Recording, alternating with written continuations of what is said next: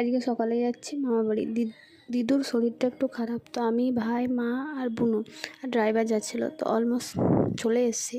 তোমাদের long video চ্যালেঞ্জে পেয়ে যাবে। তো এখানে অনেক কিছু স্মৃতি আছে, ছোটোর থেকে ছিলাম। তো মামা বাড়ি থেকে এসে খাবার খেলাম, আর এদিকে বিকেল দিকে ওয়েদারটা খুব খারাপ ছিল। তো এটা হচ্ছে আমার মামা বাড়ি। আর এখানে একটা পুচকু হয়েছে, মানে আমার মাসির ছেলে। তো আমরা 5টার দিকে বেরিয়ে গেছিলাম। তো এখানে একটু দোকানে কিছু লেবার ছিল।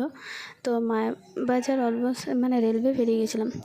হ্যাঁ, তারপরে একটু এখানে রাস্তায় দাঁড়িয়ে একটু চা খেলাম আর কোল্ড ড্রিঙ্কস, বিস্কুট আরও নিলাম।